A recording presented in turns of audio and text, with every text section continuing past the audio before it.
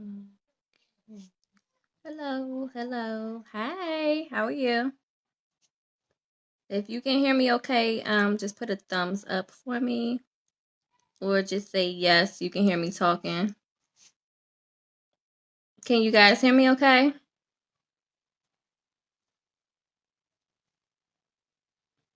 Hello, can y'all hear me okay? I can't tell if the sound is on. Yes, you can hear me. Thumbs up. Yes, if you can hear me. Yes. Okay. Hey Melissa. So I'm waiting for our other speaker tonight. I don't see her. Hold on one second.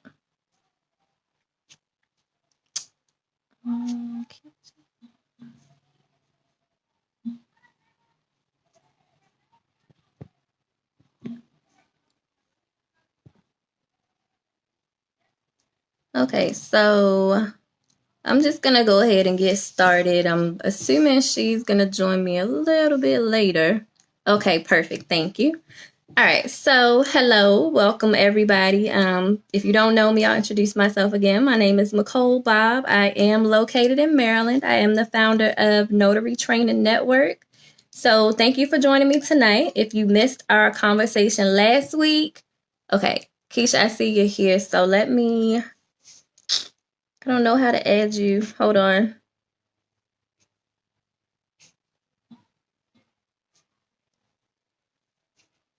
I think you have to send me an invite request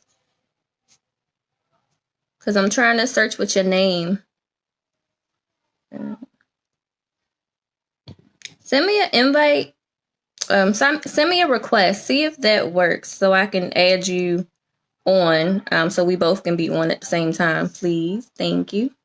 Okay. Hi again. My name's Nicole. I'm the founder of Notary Training Network. I am located in Maryland. So if you're a Maryland notary, even if you're not a Maryland notary, just drop your city and state, or if you're in Maryland, drop your county so I can connect with you. Okay. Keisha, do you see a green button at the top? You can tap to add yourself. You should be able to. Hold on. Let me see if it's something on my end. I see you're on.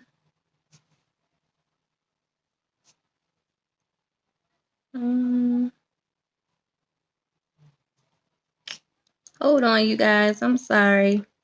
This worked perfectly fine before, but it's not working now.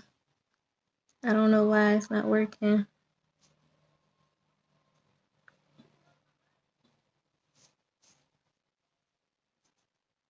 Let me see if I send you an invite. I don't know.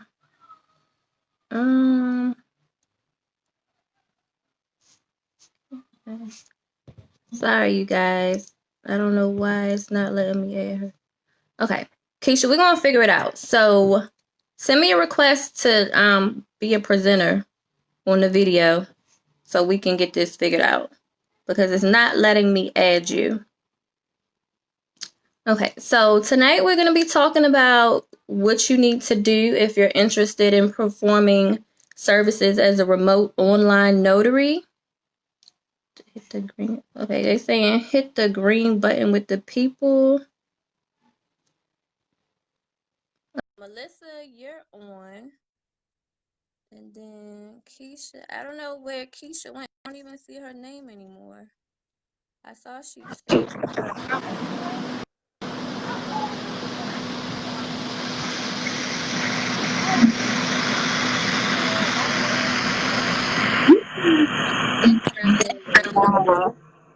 Nicole, can you see me?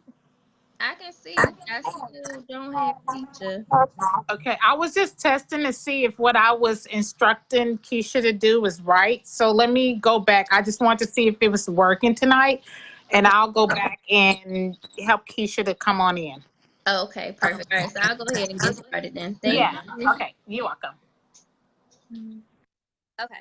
All right, you guys. So sorry, we trying to get this figured out, but I promise you it's worth the wait. So if you're interested in performing remote online notarizations, just make sure you have your notepads out because the information that we're going to be going through tonight is applicable to just about everybody.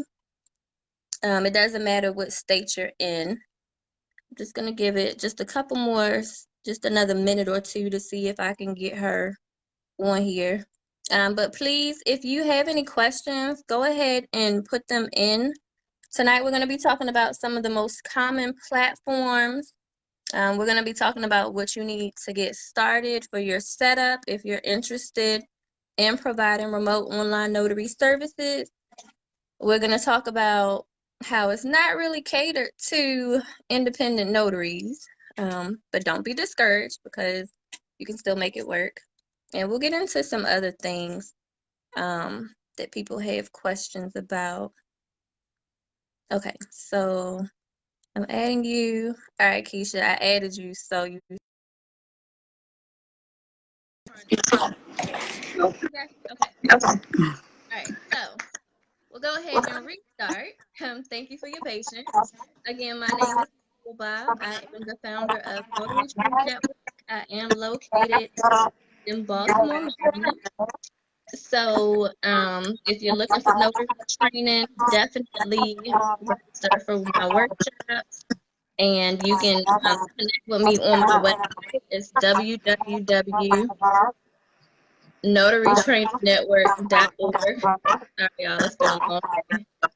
Keisha, you got a little bit of background noise. It's definitely been a long day. Yeah, so I was cleaning my office, so I threw up this screen. So I hope you guys can't see like all of the boxes. No, you good. Okay, so go ahead and introduce yourself, and then I'll get started. Great. I'm Takesha Smith Robinson, Newly Robinson. I've been a notary since 2012 in the Commonwealth of Virginia. I became an e-notary in 2015. And so, as you guys may or may not know, Virginia was the first state to legalize remote online notarization. So I've had a little bit more experience with this than the masses. So hopefully we have some good questions on board tonight, and hopefully I'm able to help someone. Okay, perfect. And I'm interested in this conversation because Maryland just passed a law to allow remote online conversation. So I'm getting a little bit of feedback. So if y'all can hear it okay without the feedback, just let me know because I don't want to keep going and y'all can't hear what I'm saying. So I'm just gonna wait a minute to see if everybody can hear us okay. Are you getting any feedback from your end, Keisha? Not really, no. Okay, are you hearing me clear? I'm hearing you clear. Okay, all right. I'll go ahead and get started then. So, first we're going to talk about Maryland specific stuff, and that just applies to the rundown of what you can do with the different platforms that we are allowed to use. Now, I know we have some different states on here. Okay, so Keisha, they're saying some feedback. Do you have headphones? Can you try putting on some headphones? I can. Give me 1 second. And I And made I sure I can. go back to my computer because that was the issue I was having where I couldn't connect.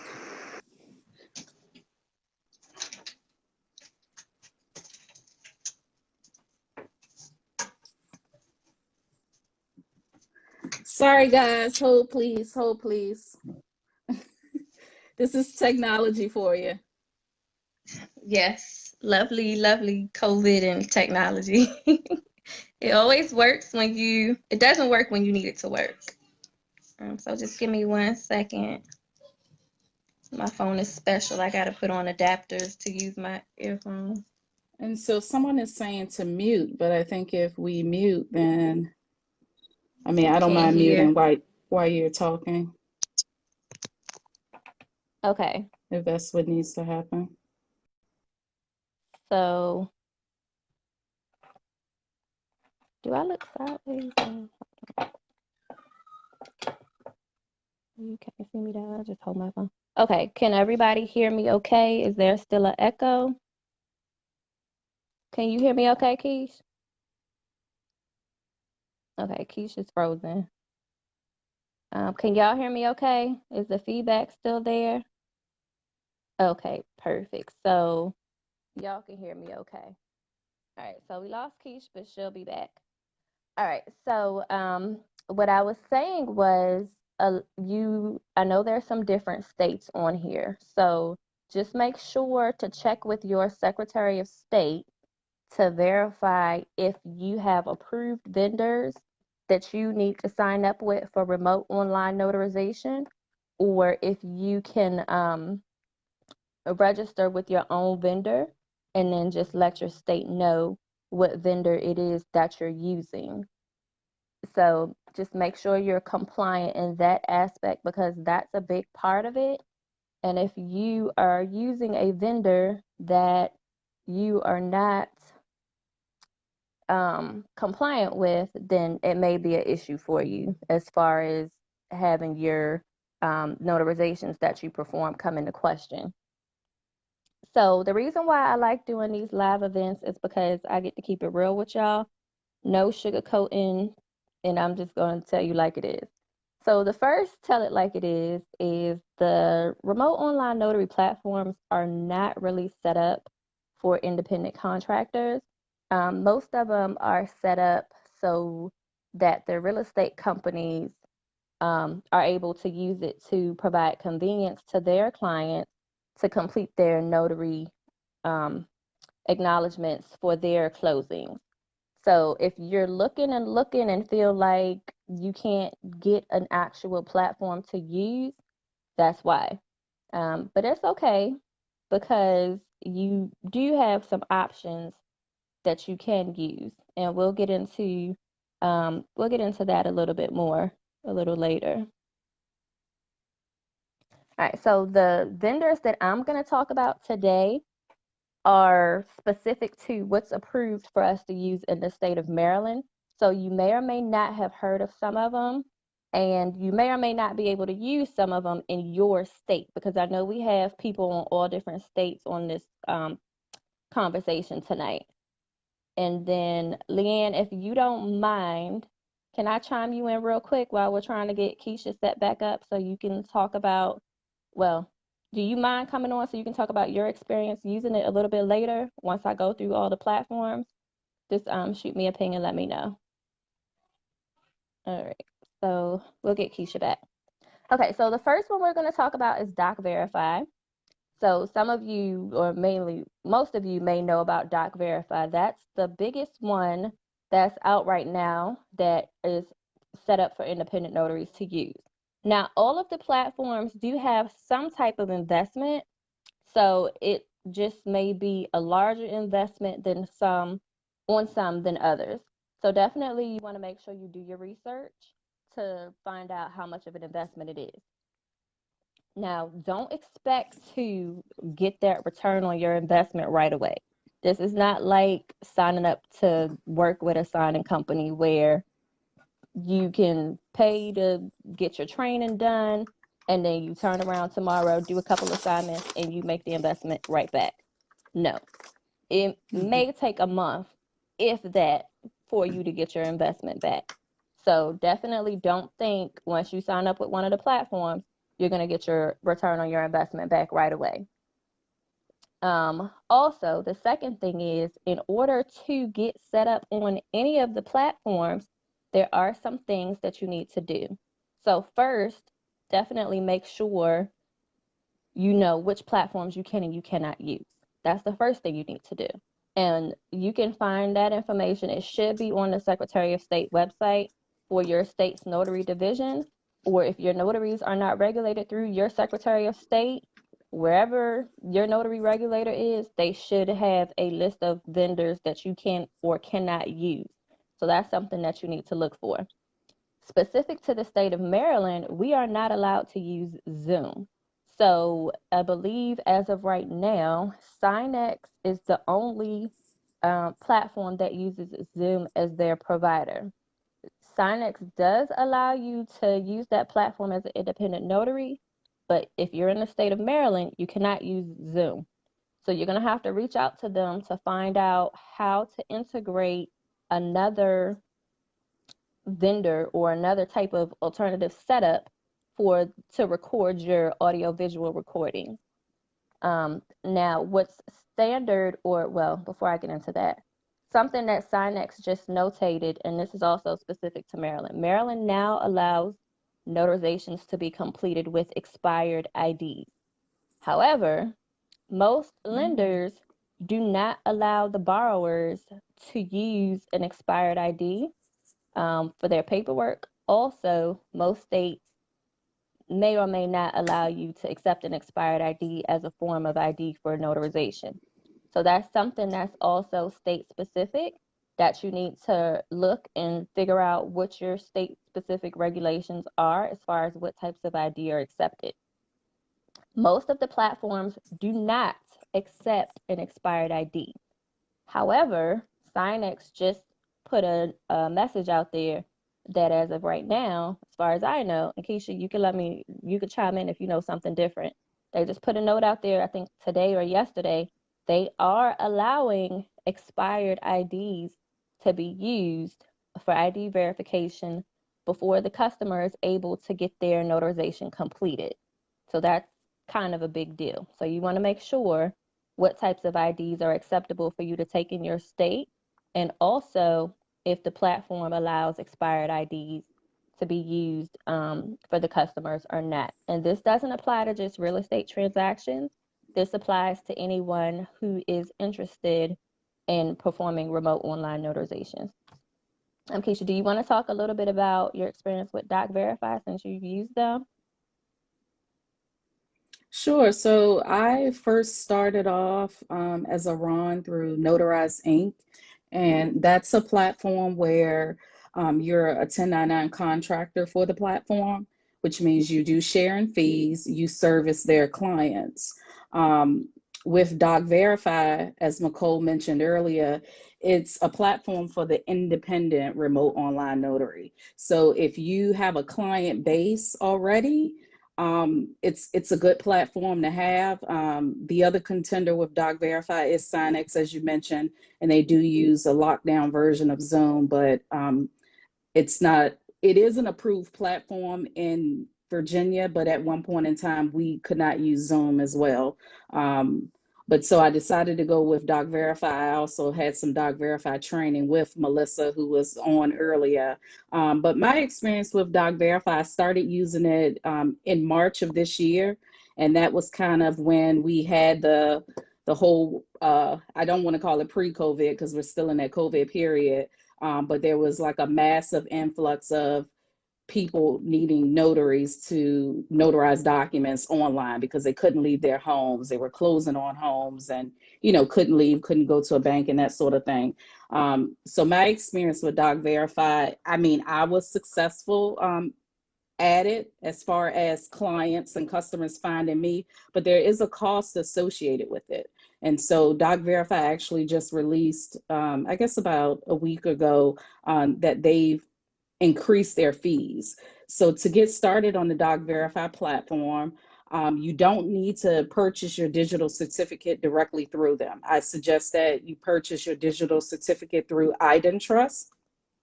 And that way you can take that digital certificate and use it in multiple platforms.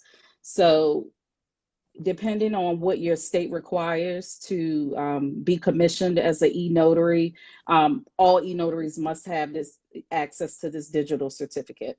So you upload that to Doc Verify, they create your seal. It's a monthly cost or you can pay annually. It's on a credit-based system, which means every transaction you process, there's a certain amount of credits you have to use. Any KBA, which is knowledge-based authentication, or credential analysis, that's additional credits. And now they started offering, if your state requires for you to record the entire notary session, those are additional credits. So as you can see, the cost can kind of add up. So it's very important if you do want to take the route of being an independent e-notary, which means that you find your own clients. You definitely have to have, your marketing plan in place and that sort of thing so that customers can find you. Now, on the flip side, I said I did work for Notarize, and that's a platform where you service their clients and you share in the fees. And I will suggest that all new remote notaries sign up with a platform such as a Notarize to gain that experience, because I was with them for about 5 years, and I think that experience kind of helped me grow as an independent remote online notary. Because when you're working for a platform like a Doc Verify, you have to be tech support. And as you can see earlier, the issues we had getting on, anything can go wrong. So you have to be able to, guide the customer into why can't they hear you? Why can't they see you? Have they cleared their caches? Have they cleared their cookies? And then also, along with being the independent remote online notary using Doc Verify, you have to invoice your customer. So you have to have a payment system in place. You have to have a system in place to receive those documents, because when you're on the Doc Verify platform, you have to upload whatever that needs notarizing to the platform. And then you invite the customer in to, electronically notarize. Um, Doc Verify, it isn't the best platform, but with that being said, it has sparked a lot of competition. So there are up and coming platforms that are, in place that you can use instead of Doc Verify. It's just that they're one of the top contenders. Yeah, so Doc Verify's website is very confusing. So if you want to know more about it, we're going to cover more in platforms next week when we have Melissa on.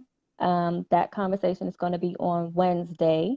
So make sure you go on the events page on the Notary Training Network Facebook page and you register for that one. You just click to get the notification about that event. It'll be on Wednesday at 8 p.m. Eastern time. So look out for that, and we'll get more into the different platforms. Now, before we go on to the next platform, I just want to back up a little bit and get into what tools and supplies you need to get before you even really get into working as a remote online notary. Because remember, we said it's an investment for everything.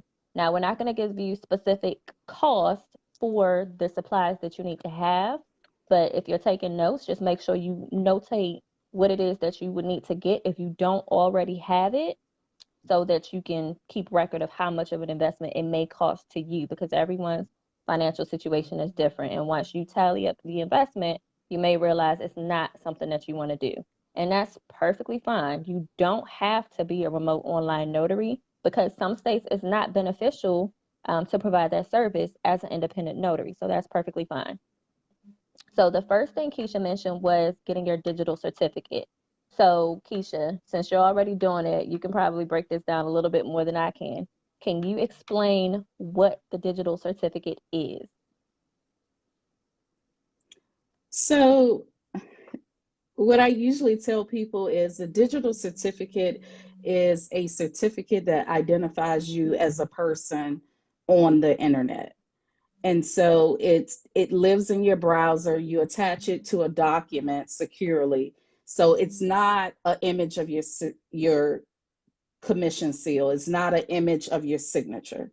It's something that attaches itself to a document. It's a code, it's encrypted. And so if you pull up a Adobe document where someone has electronically signed, you'll get that green bar saying that the signature was verified, and it verified successfully that it was signed by you.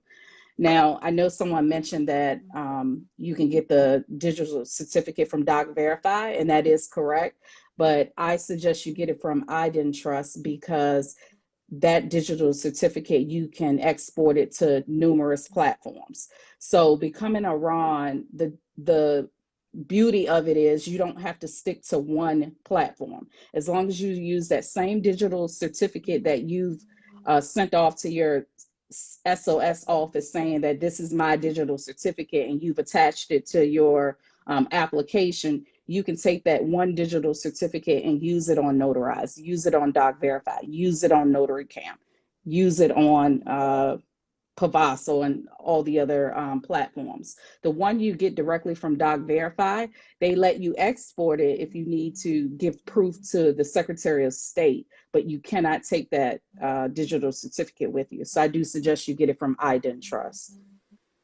Okay. So that's very important. That's a step you can't forego. Also, you need, or this is optional, but an image of your seal. And so most of the platforms, they're going to provide you an image of your seal. So it's not as important that you go out and buy that. You can if you want to, but on Doc Verify, they create a image of your seal for you. Same with Notarize, they have their branded seal they want you to use. So it's really all about the digital certificate that's key. Thanks for posting that link, Catherine, to IdenTrust. And if you go on there, you want to choose the one that says unaffiliated certificate. And that means you can just take it to whatever platform you'd like. I think Sonics works the same way as Doc Verify, where they offer you a digital certificate, but you can't export it to other platforms. Mm-hmm. And then as far as the cost, it depends on how long you get it for. They have a 1 year certificate. They have I think a 3 year and a 5 year, I believe, certificate. Um, I think the 1 year certificate is like $50 or $60. It's not that much. So you decide. So if you're in a state like Virginia or Nevada or Texas, who already has their remote online notarization platforms set up and their notaries are already RON approved, so they may be more interested in getting a 3 year or I believe it's a 5 year certificate. Or if you're in one of the states that have the new laws getting passed, you may want to get just a 1 year certificate to try it out. And I believe the 1 year certificate is like $50 or $60. Now, this is a really big but. Mhm. And full disclosure, yes, that's the first step. You want to get your digital certificate because you can't do anything else if you don't have the digital certificate. Full disclosure, if you're in a state that is still having temporary um, COVID regulations and COVID restrictions, you want to think long and hard before you make the investment to do anything to provide remote online notary services. Because as soon as the emergency orders for the pandemic is over, you are not going to be able to use any of the web conferencing services if your state allows for you to use that, like a what's it called? A Zoom, Skype, FaceTime. You're not going to be able to use any of that. And that's not even legal for a remote online notarization. That's just um, an alternate thing they're allowing you to do right now because we're still in the pandemic. So if you're in a state that has temporary regulations for RON notaries and remote online notarizations or just remote notarizations, period, you want to make sure that you know those regulations in and out as it relates to the pandemic. Because once the emergency order is lifted for the pandemic, you are not going to be able to use any of that stuff. So you don't want to lose your commission over something that you didn't educate yourself about before you made the investment to get on to anything, to do anything. All right, so we talked about the digital certificate. So the digital certificate is what pretty much tracks your identity and verifies that you are a valid person to complete that particular transaction. Along with the digital certificate is your digital seal. That's like your notary stamp that you would do on a traditional notarization, but it's going to be electronic. So it's called a digital seal. Some platforms allow you to have a digital signature, which is a little bit different only because, in its most literal sense, it's your signature. Like if you're using DocuSign or something, which many of you have probably already done digital signatures on for different contracts or documents on your own personal level already. So that's how that would look. Okay, so once you get the technicalities set up, and that's your digital certificate and your digital seal, some platforms like we mentioned, have it included with the platform fee that you would pay to get set up on that platform. And other platforms allow you to bring your own. So that's something that you want to do your research to make sure you're not wasting money buying a separate digital certificate when your platform already has it included for you as part of registering to use that particular platform. Now, this is another big but that applies to all of the states. One of the new standards is the electronic journals, when you do these records, have to be kept for 10 years. Some states currently have it set for just 5 years, but industry standard is going to be going to 10 years.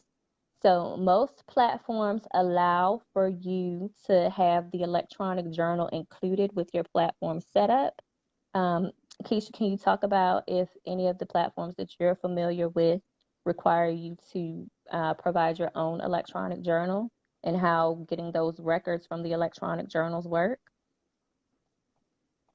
Yeah, so like you mentioned, a majority of all the platforms that are approved by most of the Secretary of State's office, they provide that e-journal for you. What happens if, okay, I leave Doc Verify? Um, the journal is still mine as a notary to keep. In Virginia, you have to keep that e-journal and the recordings for 5 years. So we have a way to export the journal in another format and maybe save it on a hard drive or a thumb drive for safekeepings and that sort of thing.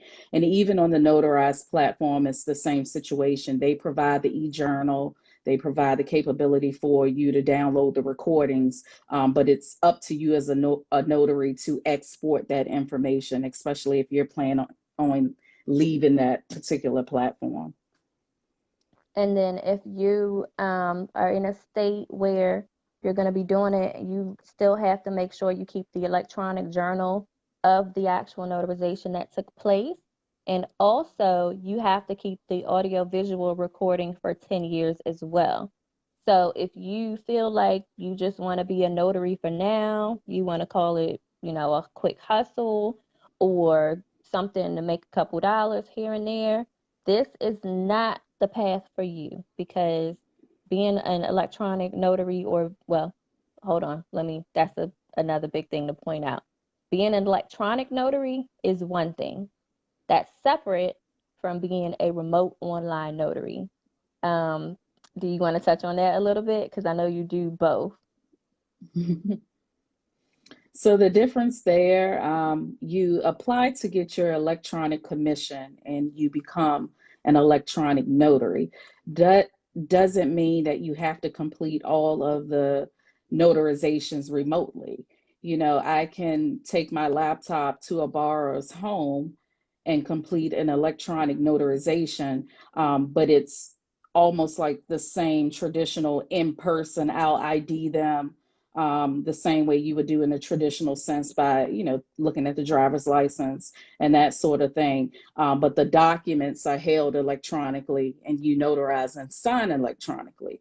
When we tag on the remote online notarization or RON, that's where the customer is appearing before you through video means. So you can be an electronic notary without performing it remotely. You can still perform it in the traditional sense in person. So if you're providing electronic notary services, something that you may want to add to your list of supplies is a tablet, um, or if you want to get a separate smartphone that has a big enough screen, yeah, that would do hybrid closings exactly. So if you want to get a small tablet or another smartphone that has a big enough screen, because they're going to have to sign electronically, and then you want to get a stylus if you don't want them touching all over your personal stuff. So that's something to keep in mind. Another difference between the two as far as supplies are concerned, so if you're making a list, I'm just going to go back over what we already covered for supplies. So you need to get your digital certificate, your digital seal, your electronic journal. You may need to get a tablet or another smartphone with a stylus so that the signer has something to sign on if you're providing electronic notarization services. Also, if you're going to be providing remote online notary services, you may want to consider getting a second monitor. So if you're using a laptop, you may want to consider getting a monitor because some of the platforms require you to share the screen back and forth between you and the signer. Some platforms, when they go through their training, you have to see the signer and actually see them hold up their ID. So that may be hard to do if you're just using one screen or if you're using a screen that isn't big enough for you to have a bunch of different windows pulled up because you may be looking at the documents, then you may have one side of the screen where you have to actually see what the signer's doing. You have to scan the room, and then also for them to hold up stuff in front of their camera for you to see as well. So you may want to consider getting a second monitor, or if you don't have a laptop and you want to use your own monitor, just make sure you get a big enough screen. Industry standards say 19 inches or bigger. So if you're looking into technicalities of different monitors and devices, we won't get into that too much just because Wi-Fi and internet connections, different places are different, and some people are more techie than other people. So just for the basics, you want to make sure you have a monitor that's at least 19 inches or bigger. And then you want to have a good internet connection. And as far as internet browsers, you want to use Google Chrome or Firefox. And I'm not a Mac user, so I know some people have issues with Mac. Do you use a Mac computer? I can't remember. I don't. I have Windows, but most of the platforms will tell you what browsers are compatible. And for the most part, Doc Verify, Notarize, those platforms, they're compatible with Google, Firefox, and your latest version of whatever Mac OS is running. Mhm. And I'd like to piggyback off, you mentioned the tablet. If you're using a platform like a Doc Verify or Notarize, you definitely want just a regular laptop. And as you mentioned, you can have the dual screens and that sort of thing, because you definitely don't want to have a loan closing with 100 pages and you're attempting to do this from a tablet. And it just depends on what platform you're using. The tablet route might not be the best route to go. So I'd say, if you have a laptop and you can travel with it, just make that, your main device. And that's what I do. I have a smaller laptop, which kind of turns and doubles as a tablet. So I can take that along for my hybrid signings. And then when I come home, I dock it into, my external monitor, and I can, utilize Doc Verify a lot better. And then also, when you go through the training on the platform, they will let you know what tools are needed in order to complete the transactions for them. Because some places do require you to have certain apps or certain other resources for the signer to be able to sign on. And it also gets into the technology that the signer has. So if you have a customer who isn't set up properly, some platforms allow you to use a smartphone to complete the transaction, and some platforms don't allow you to use a smartphone to complete the transaction. So you want to make sure you take that into account as well, because if you're going to be marketing and promoting the service, you need to be able to let customers that are looking for it in your local area know what they can and cannot use in order to get the transaction completed. All right, so we're going to finish up with the supplies. So I'm going to go over the list one more time.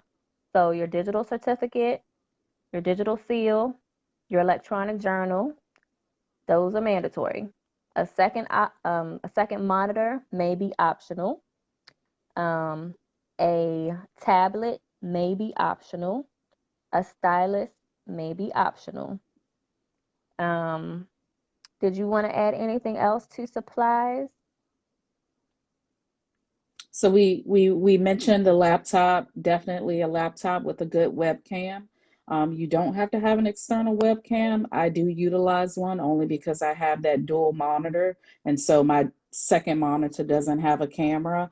Also, noise canceling headphones. That's a must, especially if you're working on a platform serving someone else's customers. They may require you to have a clean background. So that's why I have this screen up. You don't want a customer coming through the platform and, they see your unmade bed in the back. No judgment here, but, if you're working for a platform, they might require you to have a clean workspace. So maybe a backdrop, a screen, clean workplace, noise canceling headphones. I first started off with Bluetooth headphones, but I found that when I was on certain platforms, the signal would drop. And then I was scrambling trying to get the client to hear me, going into my settings on my computer, changing my microphone settings and that sort of thing. So a monitor headphones that are connected by USB are fine. I have some Logitech ones that are great. They're USB. They're also wireless, so I can walk around with them. I do suggest that some type of headset or noise canceling headphones, clean workspace. And I think that's it to get started. You don't need any any fancy equipment, but you just want equipment to make your life a little bit better. The dual monitors come into play really good if you have like a script or something you have to read to the customer and that sort of thing. So that comes in handy there. I'm glad you mentioned that because I forgot about that part. Some platforms do require you to provide a script because you have to get authorization from the customer to complete the audio-visual recording. If the customer does not want you to record them, then they are not going to be able to complete that transaction at that time. It's going to have to be rescheduled to be done in person. Also, the same thing that applies with you having a clear background applies to the customer having a clear background as well, because this is just like a regular in-person transaction. They can't have a bunch of people that's not there to be recorded, because you do have to get permission from everybody that's being recorded to be recorded. And that's not just a platform rule, that's just a general regulation country nationwide. If you're going to be recording somebody, ideally you want to have their permission or let them know that they're being recorded. Um, Also, Mhm. and this is bringing it back down because I like to do these lives. I always say take it back to the basics. In addition to all these platforms and all these supplies that we just went over, you want to make sure you have a comfortable chair, because if you're going to be working with a platform that you can set hours, such as Notarize, we'll get into the platforms a little bit more once we're finished with the supplies. You're going to be sitting for a while, and it may be blocks of hours for time periods, like 1 hour, 2 hours, 4 hours. You want to be comfortable. So make sure you have a comfortable chair. Preferably, I like a high back chair, something with neck support if you have that high back chair. And you want to have a nice desk space. You can find plenty of desks all over the place, so just make sure it's flat and it's big enough for you to spread out and have what you need on the desk at the time that you need it. Um, Melissa, do you want to jump on and add anything about supplies, or do you want to type in anything in the comments real quick, or you want to just leave that for when you come on next week? Let me just jump in really quickly. I think Lisa asked the question about the e-journal. So really quickly, most of the platforms are going to offer that e-journal as part of their package. So you don't need to purchase a separate e-journal. But what I will say, if you're doing like general notary work just in the traditional space, there are e-journals that exist. One is called, I believe it's called Notary Act Mm-hmm. and iNotary Net. Those are apps that you can download on your phone. You can scan the person's ID and that sort of thing. Yeah. So maybe the e-journal is not as important for you to lock down now because the platform will provide it for you. Mhm. All right. Does anybody else have any questions about anything with the supplies before we go on to the next portion of the topic? So if we don't get a chance to, okay, cool. Thanks, Melissa. If we don't get a chance to cover your question today, um, you can send me a DM just to the Notary Training Network, just because that'll be easier. And if I don't have the answer for you, I'll have either Keisha or Melissa um, answer the question for you. And then also, we'll be having this again on Wednesday, like I said. So if you have any other questions and we don't cover it tonight, we'll definitely cover it when we have the second portion of this conversation on Wednesday. All right, so moving on, the next platform we're going to talk about is eNotary Log. So if you're on here and you're in Texas, This is something that you may want to look into because they hire notaries in Texas. E-Notary Log is set up like Notarize, where, um, well, Notarize lets you work from home and they provide you clients mainly with general notary work, but it branches off into loan signings as well. E-Notary Log says that they have a call center type setup and you can work there directly, or they may make certain exceptions for their notaries if you're not in Texas. So, Keish, can you talk a little bit about how it is working with Notarize and having the customers come to you directly?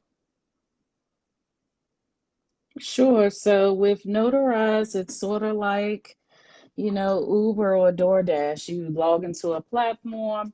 The platform is going to test your connection before connecting with you. So it may run a small test on your internet speed, your microphone, your camera, just to make sure everything is working before you're connected to the customer.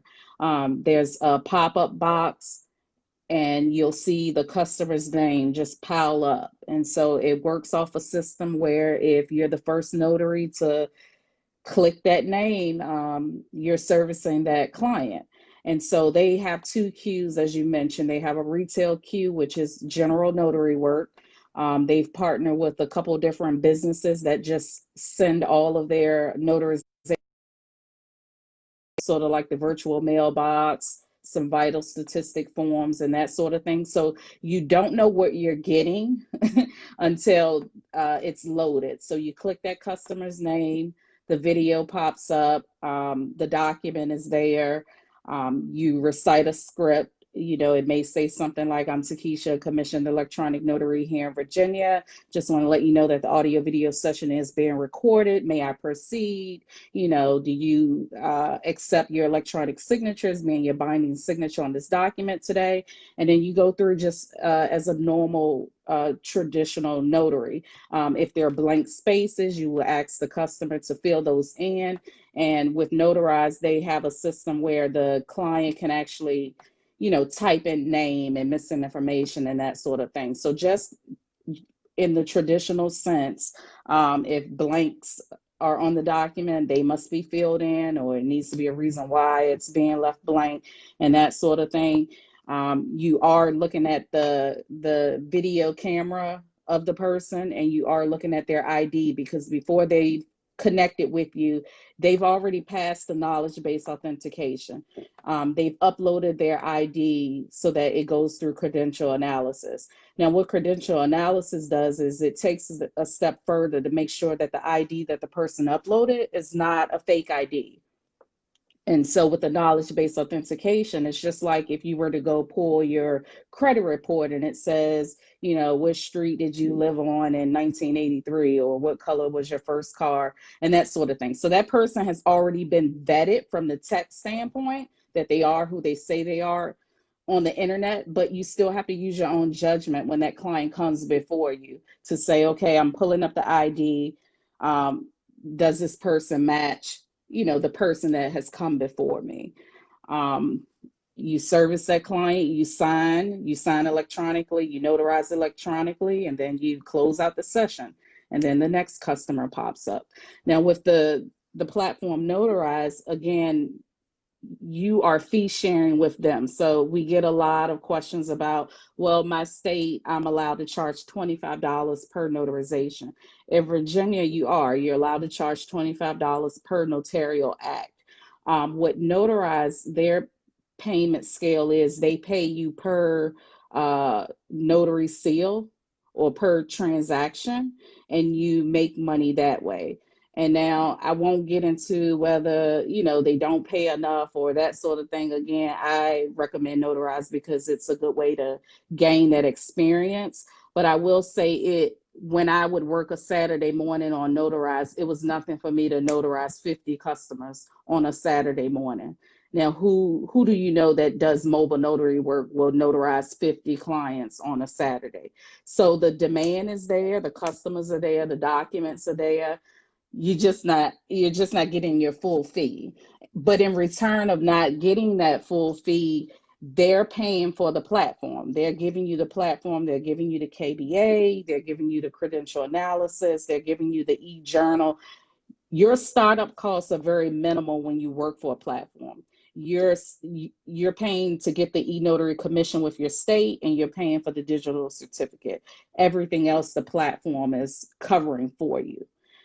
So versus a Doc Verify, you're paying Doc Verify $50 a month and you haven't got your first customer. So just kind of keep that in perspective, because I know we're going to get questions about, well, they take half the fee. What do I make?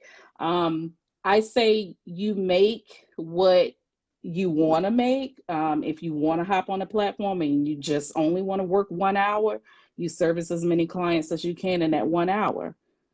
If you want to make it a full-time job, you can be on the platform for 8 hours. So you're kind of in control of the money you make. So just kind of put that in perspective when you're looking at, well, shoot, they take the whole fee. They do, but I'm paying Doc Verified, and I didn't have one remote notarization client as of October 1st. But Doc Verify is still getting that fee. So just kind of keep that in mind when you're looking at vetting the platforms and what they have to offer, or what you feel like you may be giving up in return. And also, just because I know that question comes up a lot, we are not going to get too much into fees just because we don't work directly for the platforms. We're not employees of the platforms.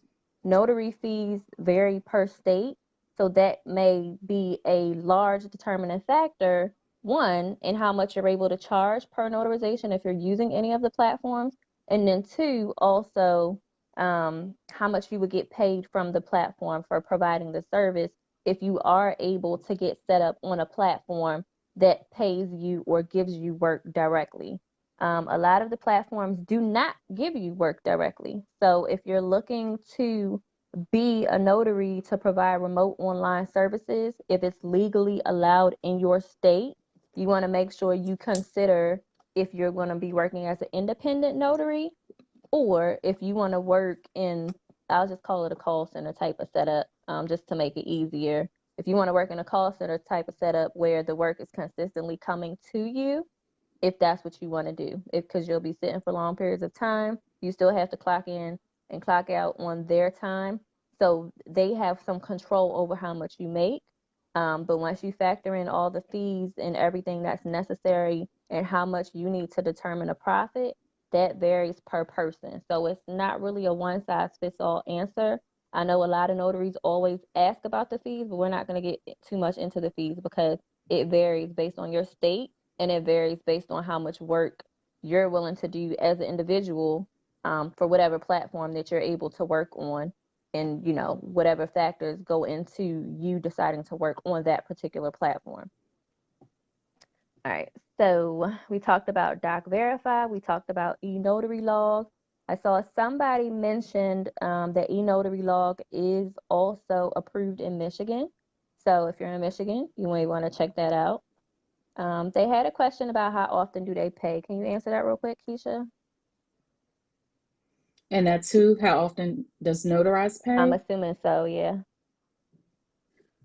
So they have a couple of different pay structures. They just instituted a few months ago where the notary can pick or choose how often they want to get paid. At one point in time, was your standard every 2 weeks. Now they've instituted a square or stripe type payment system where you can get paid after you close out that transaction. So if you want instant funds, you can choose I get paid after every transaction, and they'll tally up your transactions for that day's work, or you can get paid weekly, or if you want to choose to get paid monthly. So I feel like that's a pretty good option that they're giving notaries now. And then with Doc Verify, you said that you have to invoice the customer, so the customer is paying you directly.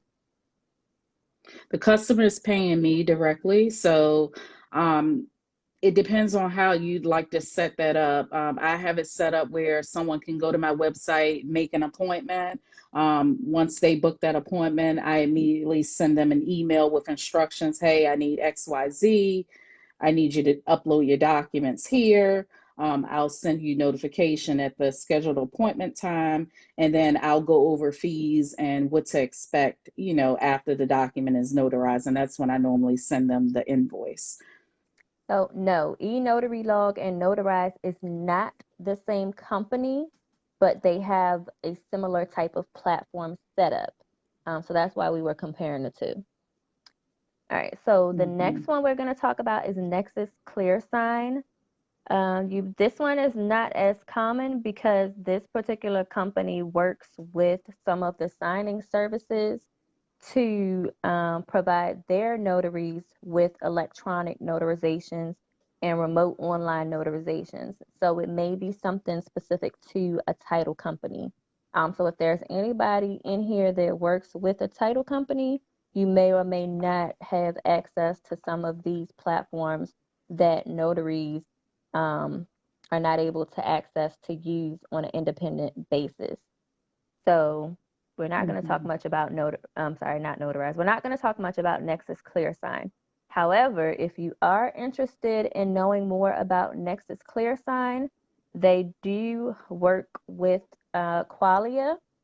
So if you want to sign up to be part of the Qualia marketplace, they do have an area where you can sign up to be a notary on there and provide your cost that you charge for different real estate transactions if you're doing loan signing services. So if you're not already a part of that, or if you don't know about it, that may be something that you may want to look into. Melissa, can you do me a favor and put the website link to register as a vendor on the Qualia marketplace, please and thank you. So for Notarize, we talked a lot about them already.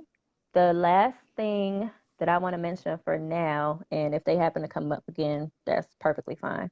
Notarize is not currently onboarding notaries in the state of Maryland. Not yet, maybe soon. I don't know how soon, probably not till after the new year. Don't quote me on that. But they're not onboarding notaries in the state of Maryland just yet. I believe they're onboarding notaries in Virginia, Nevada, and I believe Texas and Florida for now. Is that right? Virginia. That's correct. And like you mentioned, if it's a state where there's an emergency order in place due to COVID, more than likely they won't be onboarding those notaries until a permanent solution is in place. So once again, those states are Virginia, Texas. They just started in Florida about a month or two ago, and Nevada. So Virginia, Texas, Florida, and Nevada. So if you're in any of those states, you may want to check out to see if you can sign up to work with Notarize on their platform. Okay, so the next one is Notary Cam. So Notary Cam is another platform that allows you to do work and they provide you the work. Notary Cam actually has applications up, so you may want to look on their website to see if they're hiring in your particular state. The difference with the Notary Cam platform and the type of work that they provide you with is you would be working as an independent contractor, and it's actually like a resume application process. So it's a lot of information that they require for you to put on there. So if you're doing loan signings, that's kind of like their setup. So Notarize and eNotary Log gives more general notary work.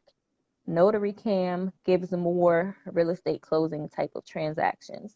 So if you're in a state, you may want to look on their website, but I believe it's notarycam.com. Don't quote me on that, but if you Google Notary Cam, it'll pop up. It's the only Notary Cam. You can look through their applications and see if you're in a state that you can apply to work on. Pavaso used to allow independent notaries to get trained and be Pavaso certified. However, they are no longer allowing independent notaries to get trained. You either have to work with a title company or you have to work with a signing agency that can connect you to Pavaso that's on their approved list of vendors that they use to see if they would allow you to get the training to handle their documents that may need like a hybrid signing. Now, Keisha, you said you do have some Pavaso background, right? Okay. So I did become Pavaso certified, and as you mentioned, it's a product just like Nexus and ClearSign, where you have to get hired by either the signing company or title company that utilizes that platform, and then you're able to do that closing. Yeah, so they would contract you if you if you happen to be Proviso certified or if you happen to get Proviso certified, they will still send you assignments like a regular signing company service will send you the assignments now. So it's that similar type of setup. But getting it now is a little bit harder than before because it is mainly title companies that's using it. So if you're searching, you can look on their website to see um, which title companies and which sign-in services they work with to get in contact with them and register with them if you're not already doing so. What I will say to save you some of the legwork is some of the companies use SnapDocs. So if you're not registered on SnapDocs, make sure you register on SnapDocs. Some of the companies use Notary Cafe. So if you're not registered on Notary Cafe, make sure you get registered on Notary Cafe. What's the other one? 123 Notary. Some of them use that one. So make sure you sign up on that platform as well because those platforms are what the sign-in services and even some of the title companies use to find their notaries because in Maryland, some title companies don't hire notaries directly because they want notaries that have been vetted through these sign-in services. So it's not a one size fits all when it comes to getting direct title work because all the title companies and all the escrow companies don't want to work with notaries, independent notaries all the time. But that's another conversation for another day. So we won't get into that at all today, actually, at all, just because that's another conversation for another day. So if you're trying to work with them Uh, and you're not getting signed up with them and you feel like you're doing something wrong, it probably isn't anything that you're doing wrong. You could be doing everything right. They just may not want to work with you as an independent notary just because they prefer to work with a signing company. So don't let that deter you. All of them aren't like that. Um, I will give oh, a go ahead. quick tip for Pavaso. So if you can get Pavaso certified, it's free. You go online and take their certification test for remote online. They have a section, and I can't remember which tab it's under. I don't know if it's affiliates or who we work with, but they're going to give you a list of title companies and signing companies that already utilize Pavaso. And I would suggest, because I've done it, um, get that list Hmm. and apply directly to them and let them know, hey, I am Pavaso certified or I'm in the process. And so, get on their database directly. Or ask I can't them. remember what it's Yeah, under, and it is but it's state it's on the specific. Pavaso website. Yeah, on the Pavasa website. I can't remember exactly what it's under either, but I will let you know it is state specific. So if you go on the Pavasa website and you find the link and you can filter it by state to see what companies in your state work with Pavaso. And then they have some national companies that they work with, and they also have some local companies specific to your state that they work with. So definitely, work on making those connections, and that's a good thing too. Okay, so we talked about Sinex. Did you have anything to add about Sinex? Sinex does have a Facebook group. So if you're not already in their Facebook group, it's SIGN. Am I spelling it right? SIGNIX. Yes. GNI. And I think his name is Joshua Curry. He's like their notary operations person or whatever. He's the person that you want to talk to. So if you have any questions, you want to see if Signex is valid in your state, he manages that Facebook group. So check them out if you haven't already. Um, And just quickly, Sinex also has a fee, just like Doc Verify. They have a sign up fee, setup fee, and, monthly transaction fee and that sort of thing. But that's another independent platform for you to bring your customers on. mhm. And the last one that I have for us to talk about Priscilla, yes. I don't remember what all exactly is on the application request for Notary Cam, but if you go on the website, just fill it out as best as you can for whatever applies to what you can do for the questions that it asks. Because I know like Maryland is a special state. We have to have our title producer's license in order to do real estate closings, and not every state needs that. So it may have questions specific to your state. So just fill it out as best as you can. And if you make it through to an interview, then good luck. Kudos to you. But I don't know anybody that has done the application. I personally haven't done the application as yet just because I'm too busy and there's more information that I care to sit down and try to find. But yeah, if you get the opportunity to do the application and you get an opportunity to work with them, you'll be working with them directly as an independent contractor. The, Someone mentioned that they were only hiring real estate agents, and I don't think that's the case. I know Melissa can probably speak to Notary Cam. I applied with them as well, and I believe I just uploaded a regular resume. mhm. I think you have the option of just uploading a regular resume instead of going through all the question and answers. And someone asked, would they be able to put their notary appointment as work experience or appointments? Um, If you're in a I state, have my company. yeah, if you're in a Go ahead. state where, okay, let me go ahead and finish what you're saying, Keisha. I'm gonna pull up the website real quick. Okay. Because I guess I just went with a traditional resume and I have, my notary business after I was VA under work experience. And I have, I guess I have to look to see how I have my commission listed. Yeah, because every I don't state want to say doesn't anything have, incorrectly. I'm in Virginia, so you may have to list yours as an appointment. So I don't want to tell you hmm incorrectly. yeah, because every state doesn't have commission numbers. Like Maryland, we don't have commission numbers. Okay, so if you go on notarycam.com and you click on apply to be a notary, it has notary operations. So it has real estate signing agent. So yeah, so if you're in a state that allows you to be a That's a loan signing signing. agent, you Yeah. would be signing up with Notary Cam to do their real estate closings as a signing agent on their platform. So instead of you doing general notary work and getting general notary work orders, I don't want to say fed to you. What would be the proper way to call it? Assigned to you.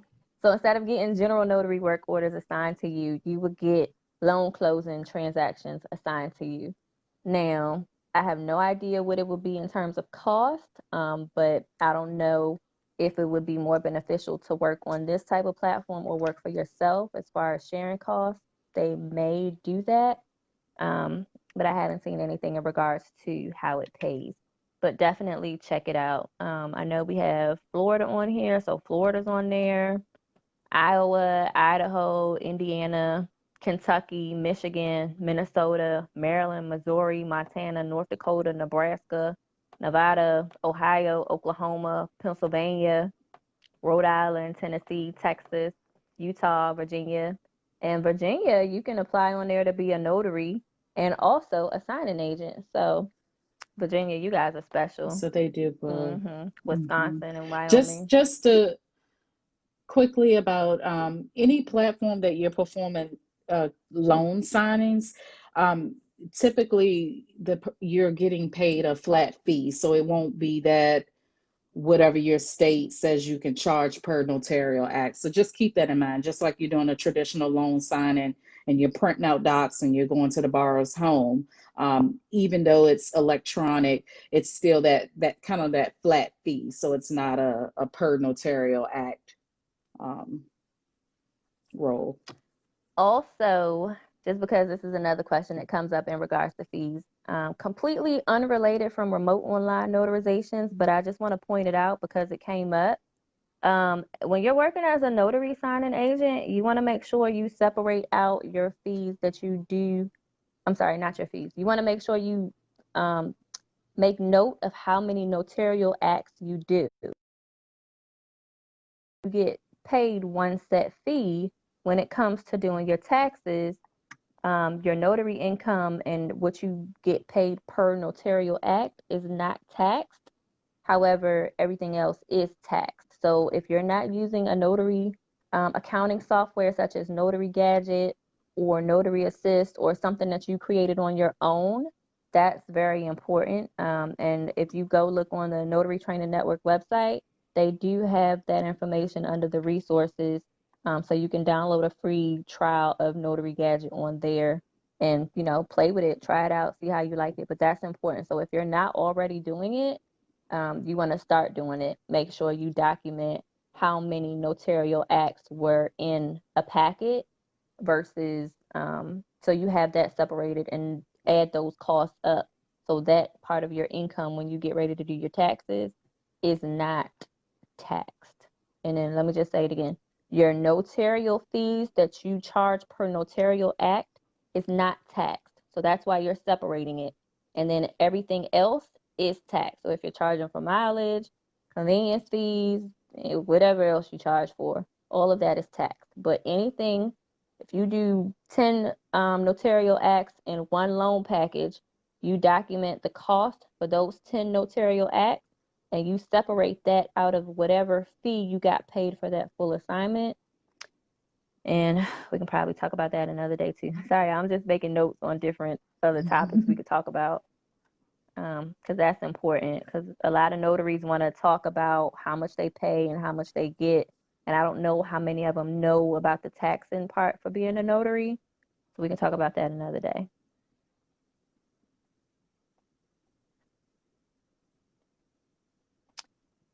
Okay, so the last platform we're going to talk about tonight is Simply Secure Sign. They used to be called Worldwide Notary. I haven't been able to get a response back from this particular company, so I can't say anything good or bad about them. I know they do provide, or they did provide tools and resources that you can order if you were interested in performing electronic notarizations, but now they have it set up to where notaries can register. They have it set up to where notaries can register to use their particular platform for remote online notarization services. So, do you know anything about them, Keisha? Or under the Worldwide I Notary name? don't. I don't. I know the Worldwide Notary is approved in Virginia, but I'm not familiar with that platform. Okay. All right.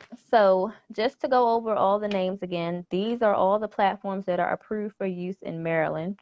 So Doc Verify, eNotary Log, Nexus ClearSign, Notarize, Notary Cam, Pavaso, Simply Secure Sign, and Signex.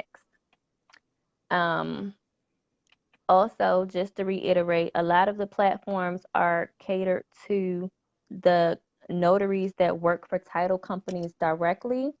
So I know they have some other platforms that are allowed for independent notaries before you make the investment. If there is an investment to register to use that platform, you just want to make sure there's not a list of approved notary platform vendors that you can use for your state. You also want to make sure your state has an actual remote online notary law as opposed to a temporary COVID um, regulation to allow for remote online notarizations. I'm just making sure we talked about everything. We talked about what you're paying for. All right, so two more topics before we let you get back to the end of your evening. All right, so Keisha, first I'm going to ask you personally, and then I'm just going to kind of throw it out there for people to think about. Why did you want to become a remote online notary?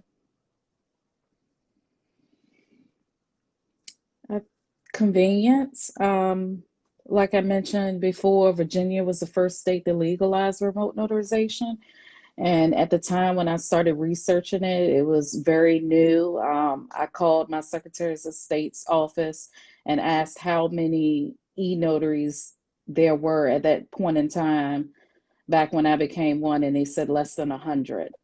And so 5 years later and you throw COVID and it's the talk of all the Facebook groups. I was recruiting for Notarize back in 2015 when they first put their platform out there, and people thought I was crazy. Like, what?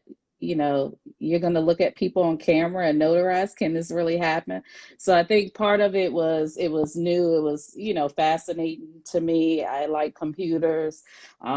I wish I could tell you, oh, I wanted to become a Ron so I could, save the world and that sort of thing. But really, it was just intriguing to me when I first became one, because it was the unknown.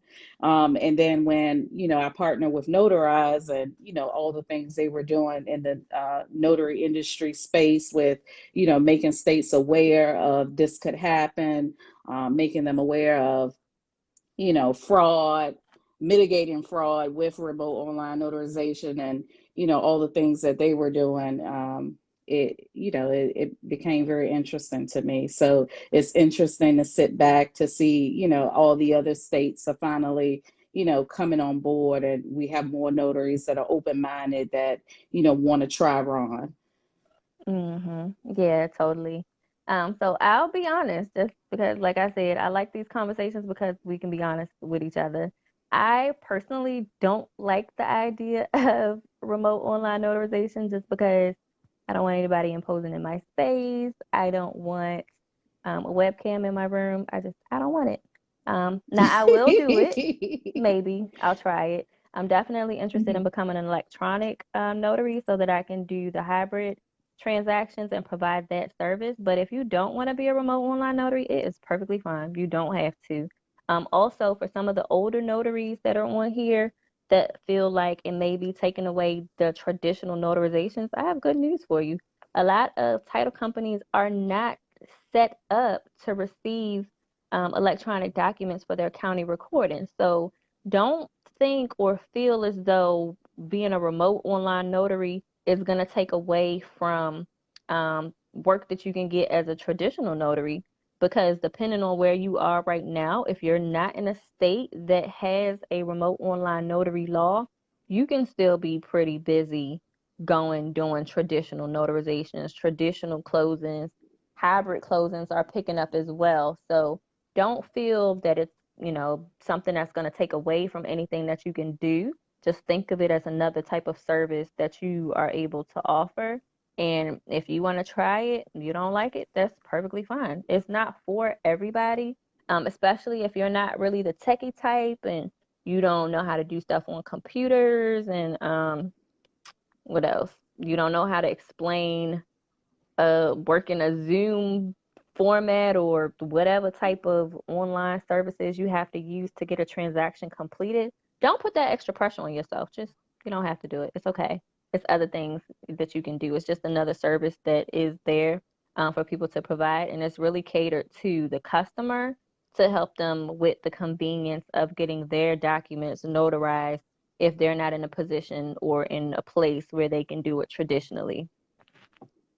Also, Mhm. one thing I want to add before we get to our last point is Virginia is a special state. So, can you tell them a little bit about how you can notarize your documents that doesn't really apply to any other state? I'm sorry, repeat that for Can me. you tell them a little bit about how y'all can notarize documents that doesn't apply to really any other state?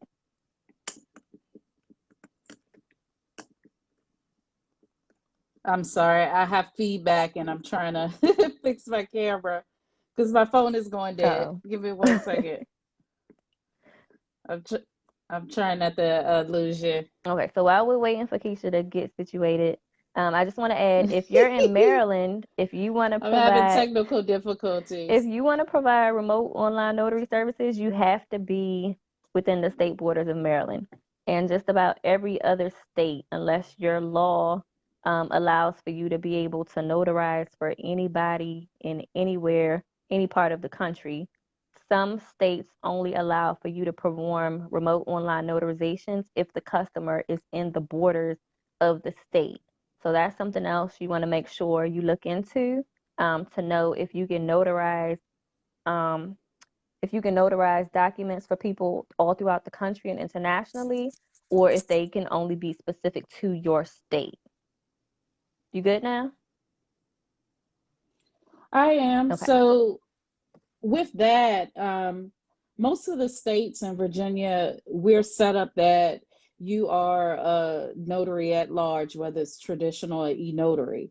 But what that means is you still have to be in Virginia when you're remotely notarizing a document. So I can't travel to North Carolina and be on the Doc Verify platform. First of all, Doc Verify is going to ping my location and it's going to know that I'm not in Virginia.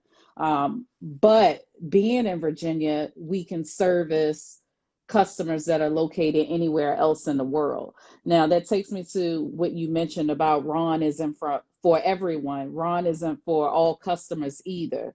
Most of the platforms are set up where you have to be a U.S. citizen. They will only take a state ID, a state driver's license, or a U.S. passport. So when you mention that Ron is not for all notaries, the Ron transaction may not always work for all customers because there's a stipulation on you having to have a U.S. Social Security number because the knowledge based authentication that a person goes through to verify their identity, they have to have credit in the U.S. in order to have the derived so that they can pass that KBA to come before the notary. So, while Ron is great, everyone won't be able to use Ron.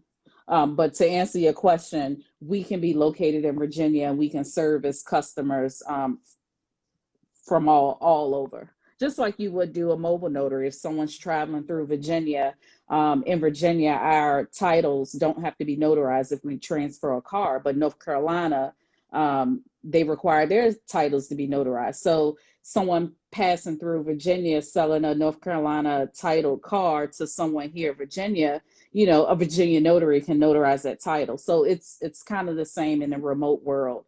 And that leads me to when you're talking about venue.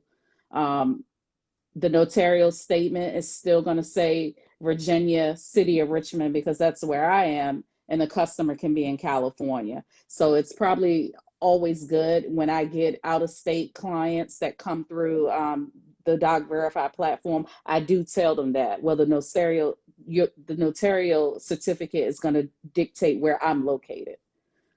Okay, and then I just want to touch on one last point before we open up for questions because it is getting late in the evening, so I want to be considerate of everyone's time. So, in terms of cost, traditional notarizations in your local area, you would charge whatever you charge per notarial act, and then if you're traveling to them, you may charge a mileage fee. Um, in Maryland, our fees for mileage are regulated. In Virginia and DC and most other states, travel fees are not regulated. So for my state, on the low end, you may charge someone $4 plus a $5 travel fee plus $5 for mileage. So let's say a transaction comes up to about $14 or $15 for a traditional notarization. Keisha, can you give an example of what something would cost for a traditional, simple one notarization in person? So in Virginia, we're allowed to charge $5 per notarial act. We can charge a reasonable travel fee, which means that my travel fee is $25. So if someone calls me for a one-page document, I'm going to charge $5 for the seal and I'm going to charge a $25 travel fee. So my total is $30, off one document. For our remote transactions, we're allowed to charge $25 per notarial act. So if someone comes through the Doc Verify platform, I'm charging them $25 per seal that I put on the document or per notarial act that I perform. I'm also charging a small convenience fee. And that may be in terms of because I'm invoicing them and they're using a credit card to pay. So I'm going to charge a 3% upcharge, to cover that fee. But as you mentioned, you definitely want to check what your state does allow for those, miscellaneous fees. Yeah, because some states allow you to add convenience fees or recording fees or whatever if you're using a remote online notary platform. And some of the platforms will tell you that. they, allow notaries to charge additional fees to offset the cost of using the platform. So once again, in Maryland, fees are regulated. You can't charge any extra additional fees. So you want to make sure you check with your Secretary of State and your notary division in your state to verify if your fees are regulated or not. So in terms of some notaries thinking that it's not cost efficient for them to provide remote online notary services because of what it is for the investment that they would have to make, remember the price points we just touched on. So if I was going to someone to do a quick one-page notarization, I'm sorry, one signature notarization in Maryland, it may cost me $14 or $15 on the low end. Keisha's in Virginia. She's doing a one-page traditional notarization. I'm sorry, one signature traditional notarization. For her to go to somebody, it may cost her $30 on the low end. Now, once you get into doing remote online notarizations, it is a much more significant cost. So that went from $5 for the notarization in person to $30 for her to go to the individual to $25 if somebody is coming to her to get a remote online notarization completed. And that's just for one notarial stamp. Just one. So additional costs in terms of that, basically what we're trying to say is it can go from $4 or $5 to one in-person traditional notarization, upwards of $50 for one remote online notary transaction, because it's different fees that go into account for it. They got to pay for the notarization. They may have to pay for the credentialing, which can be $20 or $25. They may have to pay for a transaction fee, which can be $20 or $25. That's already putting you at about $50. And this is just one stamp for the transaction. They may have to pay a convenience fee, which may be another $5, an invoicing fee, and whatever other fees that you could charge. So this takes the consumer from paying $4 or $5 just for one notary stamp to paying now upwards of $50 or $60 for one notary stamp. So if you feel like you're not getting work and it's not convenient for you and it's not cost efficient for you, it may not be cost efficient for the consumers either. So you have to know what population of customers it is that you want to reach out to, because if you're in a rural, low economic area, it may not be cost efficient for you to provide remote online notary services in that area, just because the cost of it is not something that somebody's going to pay for.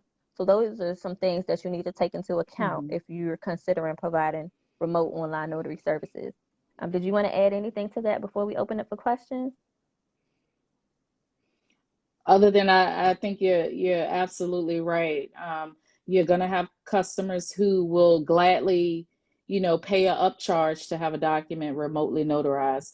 And then you're gonna have customers that say, hey, I'm just gonna go to my bank because my bank does it for free. Well, most of the banks have been closed down due to COVID. They're not taking any in person, or if you don't have an account there, they won't take you. So don't want to scare you away to say that you won't be able to make the money, but at the same time, as you mentioned, you have to kind of know your niche, and you have to know who you're marketing to and who will pay for those type of fees, because the customer is not going to care. You have to pay Doc Verify $50 a month. So, you're going to have it 50-50, you know. Mhm. All right, so next week we're going to be talking more about the type of training that's involved, also how the process works for the consumer to get a transaction completed. We're going to get more into the ID verification and the KBA, which is the knowledge-based authentication process. Um, so if anybody has any questions, we'll open it up for the next few minutes for some questions. I know I saw one question. It was asking, I'm gonna give this one to you, Keisha. What are the pros for Ron loan signings versus non-Ron loan signings?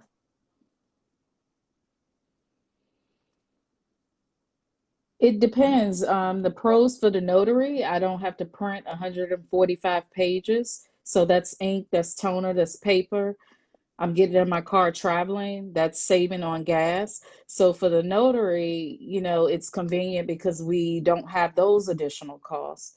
Um, I guess for the consumer, it's easy because, again, when you show up with a stack of documents, the first question I get, when are we going to I have to sign all this. When is this going to be electronic and I can just hit a button? So even on the consumer ends, it's convenience.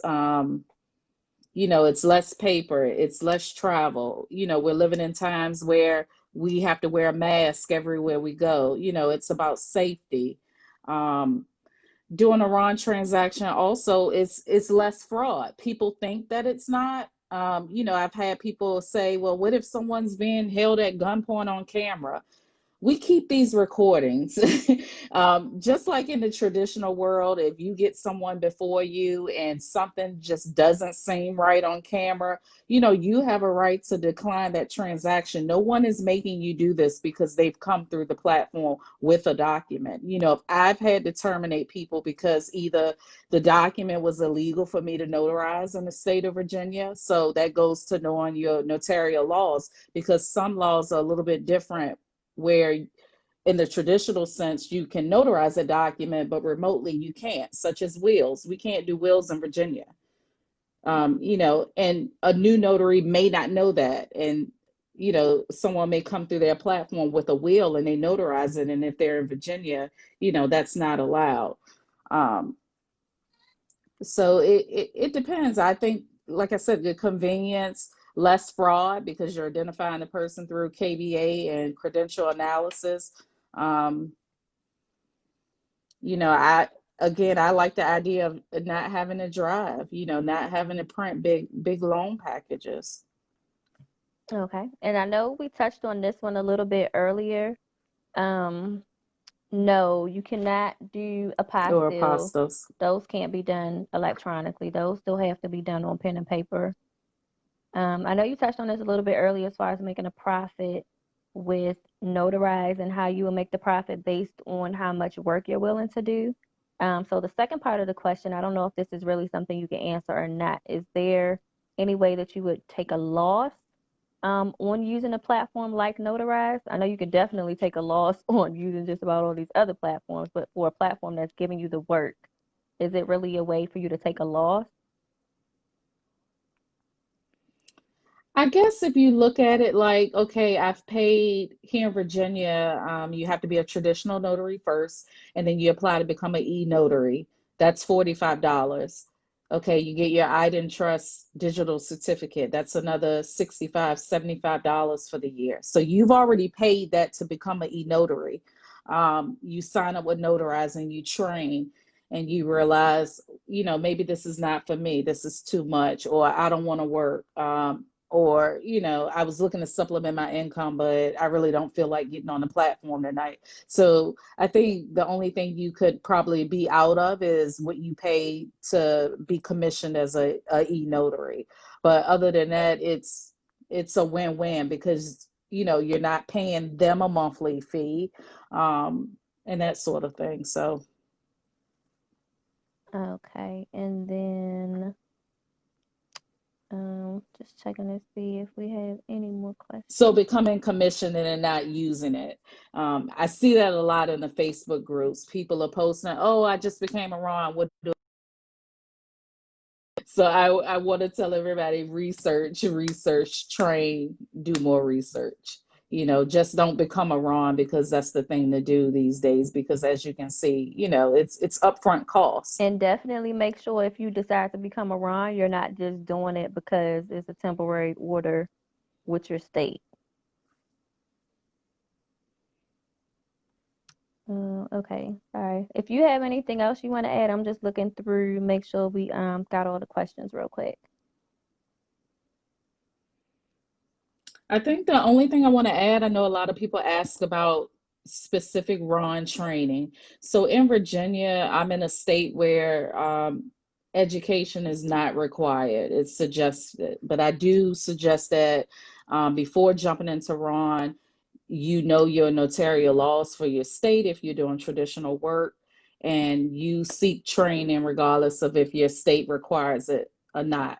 Most of the platforms like a Notarize, a Notary Cam, they're going to train you on how to use the platform, but at the end of the day, they're not going to teach you how to be a notary. So that's very important. While we're jumping on Ron, Mm-hmm. just make sure you are comfortable with your notary laws and what you can and cannot do. And again, with the platforms, they may offer platform specific training, but they're not going to train you on how to be a notary. And then somebody asked, can you do Ron notaries? Can you do both? I'm assuming this is saying signing agent and Ron in person. So yes, you can do both. Sorry, still scrolling. Working these platforms, do you get work?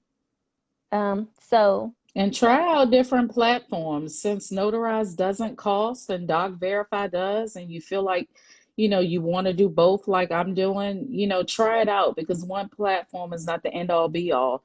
I'm on Doc Verify and there's some things that I don't like.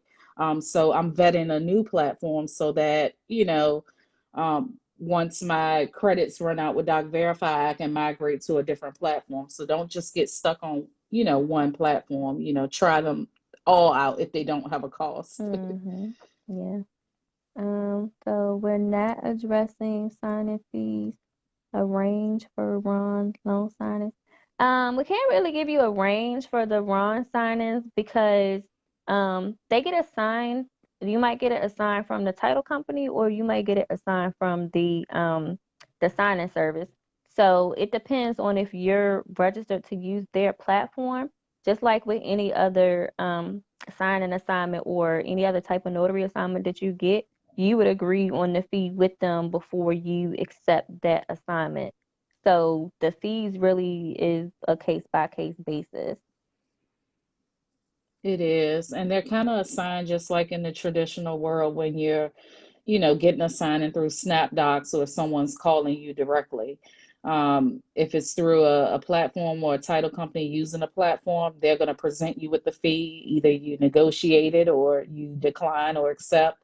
If the work is coming to you directly, like someone reaches out to you because you use Doc Verify and it may be a seller side signing, then you as a notary signing agent, you're going to present your fee if someone comes to you and say, how much are you charging for XYZ? So it's the same as what you would do in a traditional sense. And then this is the last thing I'm going to say because we covered all the questions. So just in the essence of everyone's time and giving back time to everyone this evening, first and foremost, thank you for joining us. But I just want to close out and say, just like traditional assignments, if you do decide to register for a ROM platform, you do get work on the platform. Um, don't be afraid to do something just because you've never done it before. Always, if you get the opportunity to do something, take it, try it, learn it, because that's the only way you're going to learn is to actually do it. And then if you feel like you took a low fee for that particular assignment, then next time you know what that particular type of transaction entails for you to do, so you can request a higher fee. Or if you feel like you're not getting assignments because you pricing it too high, definitely try something lower, at least for the first one, just so that you can gain the experience, because you don't want to be the person that's just passing and passing and passing up assignments because you feel like it's not paying good enough, but at the same time you've never done it before. So just, thinking logically, why would you want to demand a high fee for something that you have no idea what it is that you're doing?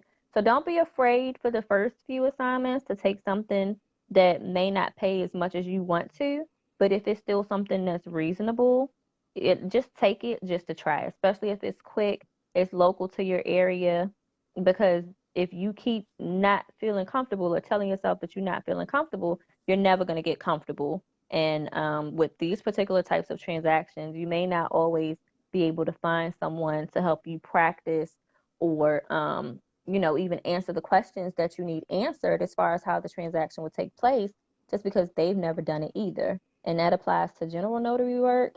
And it also applies to if you're doing real estate closing transactions. So don't be afraid to try. So I just want to end on that. And Keisha, if you don't have anything else you want to add. I don't believe so. I know I saw a couple of comments scrolling about training.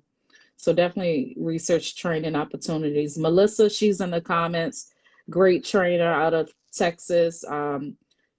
I trained with her for Ron when I decided to go along with Doc Verify. McCole has the notary network training. She does mobile notary if you want to become a mobile notary, notary laws in Maryland and that sort of thing. Mm-hmm. But just seek out training. Don't be a person that you just sign up for Ron and then, you start signing up and paying for platforms and you don't know what you're doing. So just sign up for some training with one of us or someone else, and um, to get on your way and to become a successful Ron. So I provide training for Maryland notaries, and that's Maryland specific to Maryland notary laws. I do not provide loan signing agent training at this time. So if you're in Maryland, DC, or Virginia, I can try to help you with that because I am, well, in Maryland, we have to be a typic. So I am a typic for the state of Maryland. So I do loan closings, but I don't provide loan closing training at this time. There's plenty of other people that do that. If you're interested in getting notary Mm-hmm. training, I can help you with that because that's what my focus is. I do have a workshop coming up on November 7th, which is Notary Public Day. If you didn't know, we do have a national day. If you're interested in learning how to set up yourself as a mobile notary public, definitely register for that workshop. It's not Maryland specific, it is open to all notaries in all states. It will be a virtual workshop. You can register for that on my website at www.notarytrainingnetwork.org. If you have any other follow-up questions that you didn't get to post here tonight and you would like us to address next week, you can also send me a message for that there as well. Or you can send me a private message here on Facebook. Melissa Eldridge, she's in the comments. She was responding to a lot of you tonight. So thank you, Melissa. She is in Texas. She does do you do strictly just remote online notary training, Melissa?